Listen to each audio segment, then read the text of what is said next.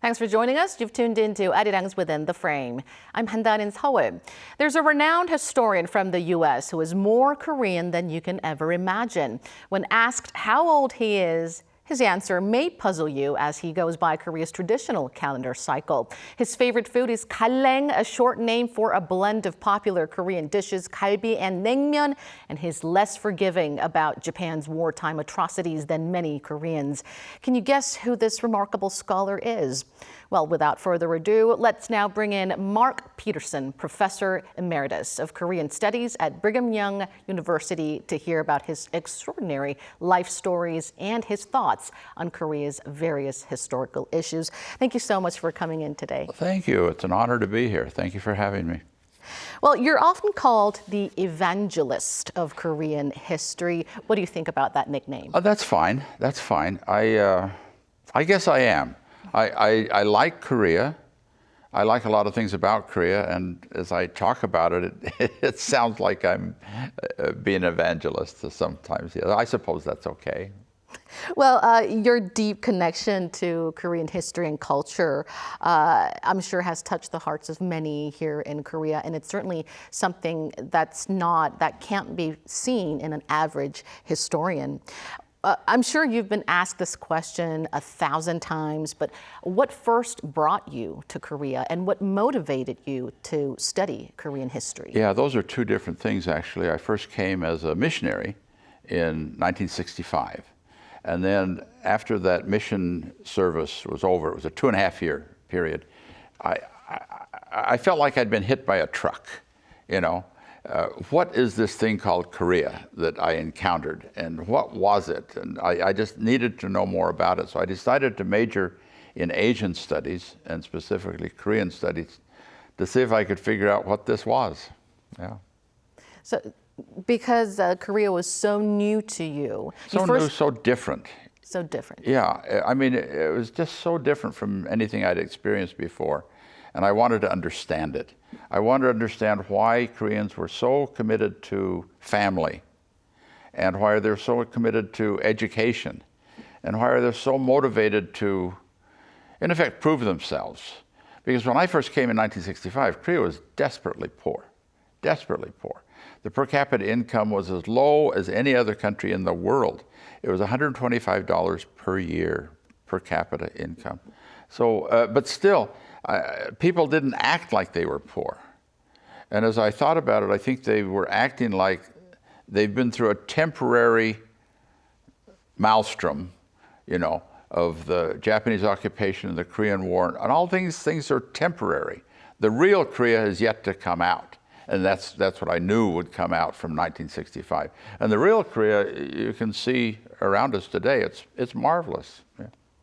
And we'll talk more about that as we move on. From my understanding, you adopted 2 daughters also here in Korea. Can you tell us more about this extraordinary decision and also the remarkable journey you had with them? It is rather remarkable. The 2 girls, we had hoped to have children naturally, and we'd had 2 natural failures, miscarriages.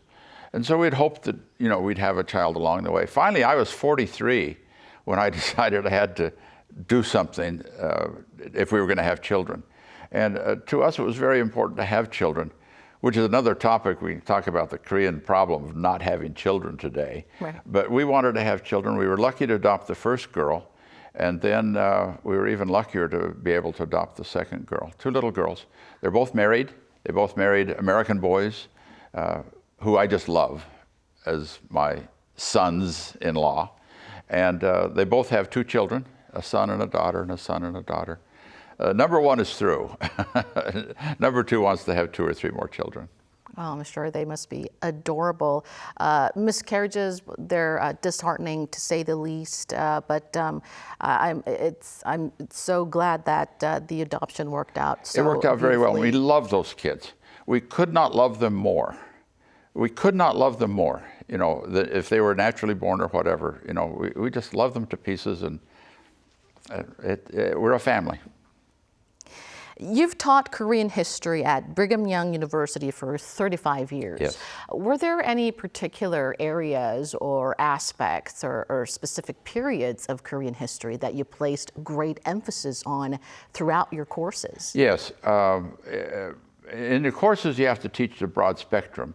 But in my research, I found myself falling into a late 17th century pit. That's where I ended up spending most of my time. And what I discovered was daughters had equal inheritances with sons up until the late 17th century. And then things started to change. And Korea became what we call patrilineal, or male-dominated, from the late 17th century onward. And a lot of people think that Confucianism is the issue, but Confucianism had been in Korea for 1,200 years already. And it's not really Confucianism, it's Confucian symbiosis with the patrilineal family organization, which meant daughters are disinherited, daughters are no longer hosting ceremonies. Daughters used to host ceremonies, the Korean word is yunhang, in rotation, taking their term, equal with the sons. And it used to be that daughters would host the marriage as well as the sons host the marriage. It would all depend whether the Korean is 시집가다 or 장가가다. After this 17th century, Koreans all 시집가다, which meant the girl went to the boy's house to live. But before that time, it was just as common for the boy to go to the girl's house. In fact, a lot of famous Koreans, Yulgo Senseng, who's on the 5001 note, was born in his mother's house. And so there was a balance of marriage places before the late 17th century. After the late 17th century, daughters are disinherited. They can no longer participate in ceremonies. You had to have a son. If you didn't have one, you'd adopt from within the lineage, within the same bloodline. And what are the other ones? There are several other things of the patrilineal development that changed Korea forever from that time forward. Wow, equal inheritance among females and males in the 17th century. Who knew? It looks like you know more about Korean history than many Koreans. I heard that in the 90s, you've also analyzed and corrected the errors in parts of U.S. history textbooks that dealt with Korean history. A friend of mine at the Ministry of Culture and Information asked me to do a research project that led me into a project of working with the Korea Society in New York and the Korean Academy of Korean Studies in Korea, where beginning in the 90s, for 20 years, I was involved in this project. And what it was bringing American scholars who were involved in the textbooks, sometimes university professors, sometimes the editor at the textbook. These people would bring to Korea 10, 15 at a time and have a seminar and take them around and show them different places in Korea. The issue was twofold. One was correcting mistakes, and there were mistakes that would creep in. But more than the mistakes was the volume, the content. Korea geographically is trapped between Japan and China. Academically, they're trapped between Japan and China. And so in the textbook, in world history, we have to do China. We have to do Japan. That's usually how it goes. Korea was left over. Right. Yeah. And so our job was try to get Korea into its place, to get more content about Korea. And I worked on that project for every summer for over 20 years. So have you witnessed some improvement over the years? Yes, we've seen a radical improvement. You know, there were some textbooks. I did a massive survey, 82 American textbooks that touched on Korea. And some of them had no mention of Korea. And some of them had one page on Korea. And the most we found initially was 5, 6 pages. Now we have books that have 17, 20, 25 pages on Korea.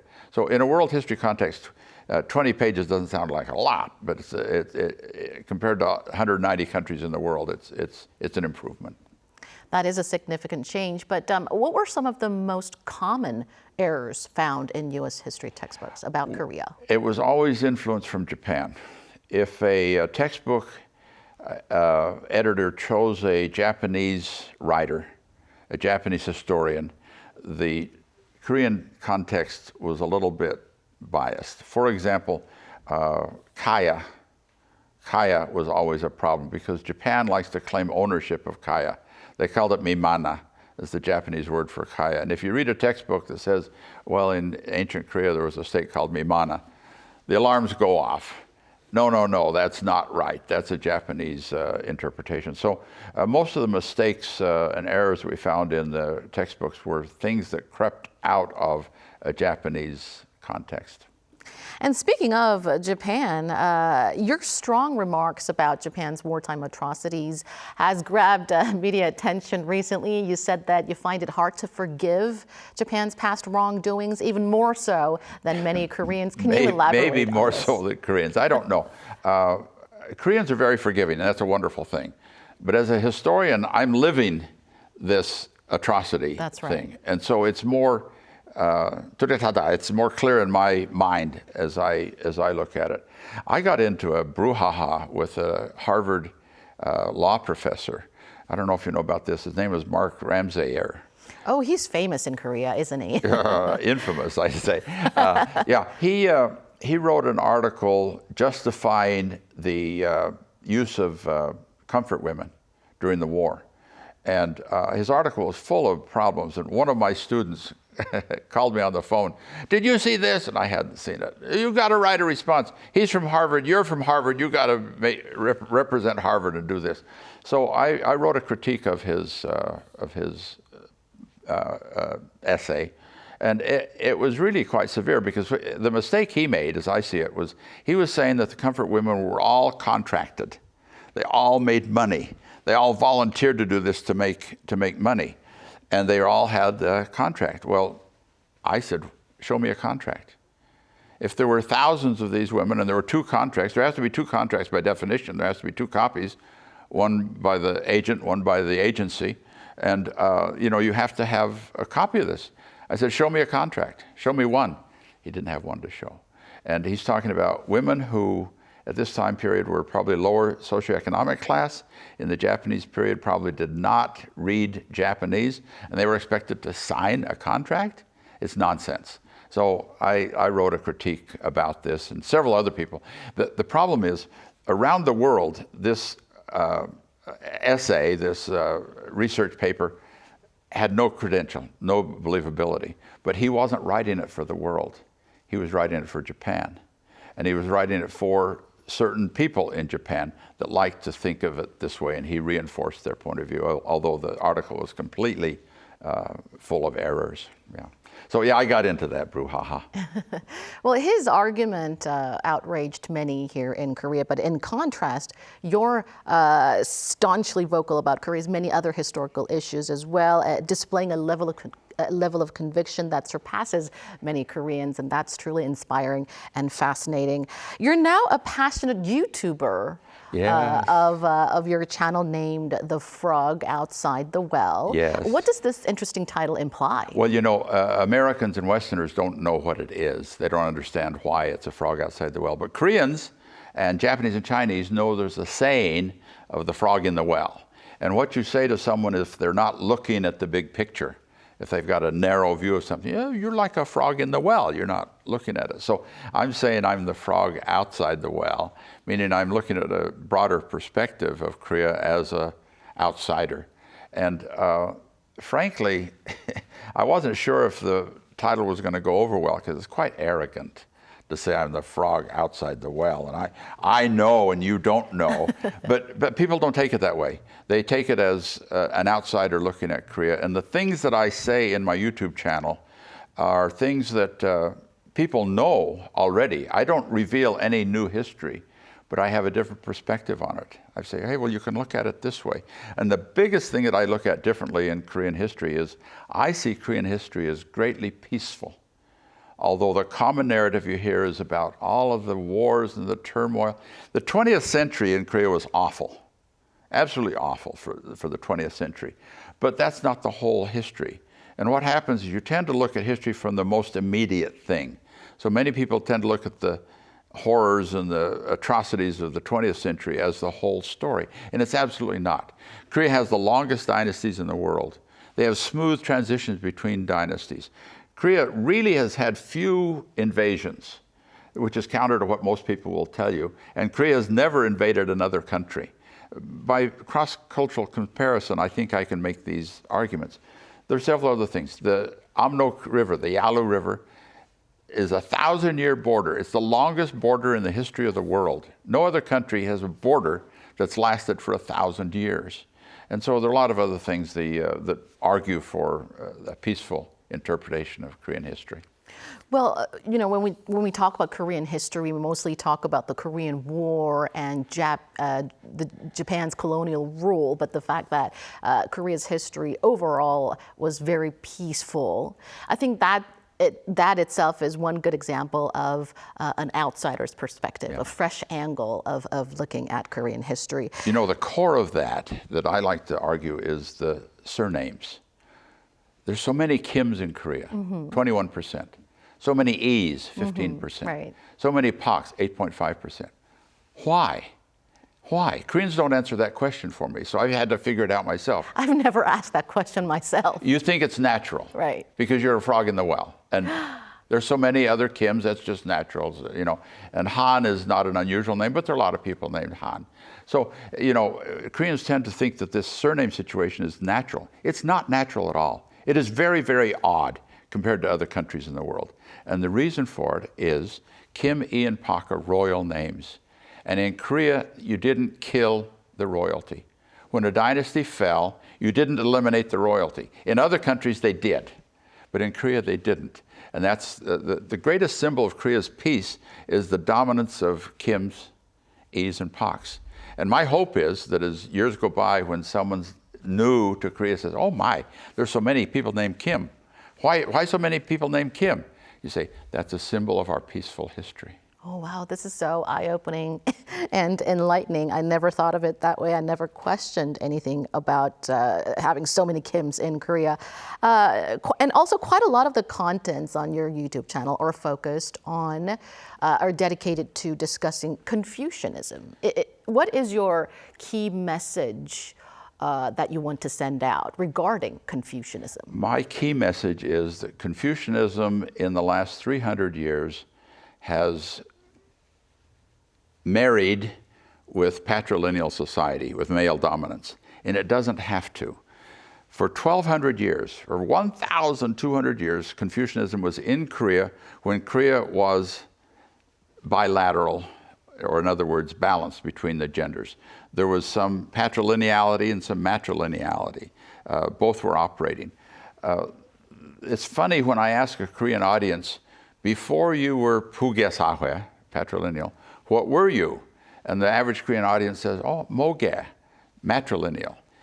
아닙니다. That's not correct at all, because before patrilineality, it was bilateral, meaning balance between the males and the females.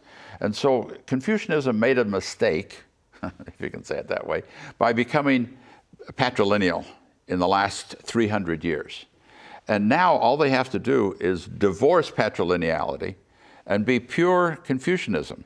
Pure Confucianism is wonderful. Hyo, filial piety to your parents. Chung, loyalty to the state. And then we say inui-yeji, right. Benevolence, justice, etiquette, and education. These are great values that Korea has for years taught their children. But now there's so many people that say, oh, I hate Confucianism. But what they hate is the patrilineal male dominance of Confucianism. You don't need to have that. Divorce that patrilineality and keep the pure Confucianism. And it's a wonderful set of teachings that make humans humans.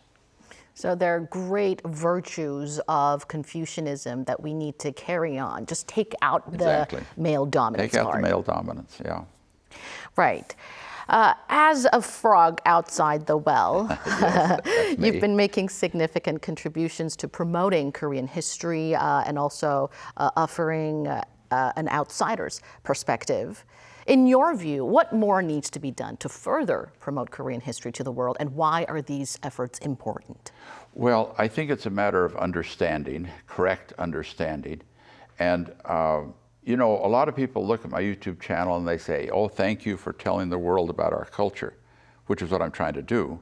But I'm going to tell you a secret. 85% of my audience are Koreans. I'm really telling Koreans about Korean culture.